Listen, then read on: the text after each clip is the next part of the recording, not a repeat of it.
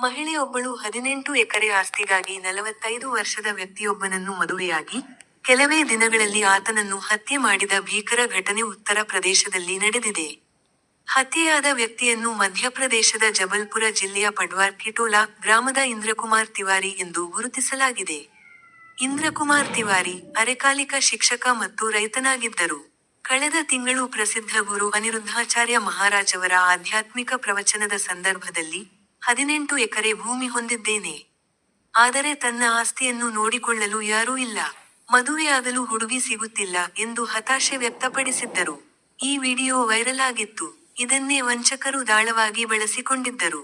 ವಂಚಕಿ ಸಾಹಿಬಾ ಬಾನೋ ನಕಲಿ ಆಧಾರ್ ಕಾರ್ಡ್ ಮಾಡಿಸಿ, ಖುಷಿ ತಿವಾರಿ ಎಂದು ಹೆಸರು ಬದಲಿಸಿಕೊಂಡು, ಸಾಮಾಜಿಕ ಜಾಲತಾಣದ ಮೂಲಕ ಇಂದ್ರಕುಮಾರ್ರನ್ನು ಸಂಪರ್ಕಿಸಿದ್ದಳು. ಬಳಿಕ ಅವರನ್ನು ಉತ್ತರ ಪ್ರದೇಶದ ಗೋರಖ್ಪುರಕ್ಕೆ ಕರೆಸಿ, ಮದುವೆಯಾಗಿದ್ದಳು.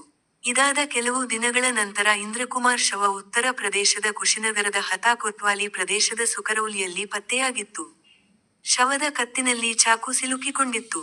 ಇದೀಗ ಸಾಹಿಬಾಳೆ ಆತನನ್ನು ಕೊಂದಿದ್ದಾಳೆ ಎಂದು ಗೊತ್ತಾಗಿದೆ ಹಾಗೂ ಆಕೆಯನ್ನು ಬಂಧಿಸಲಾಗಿದೆ.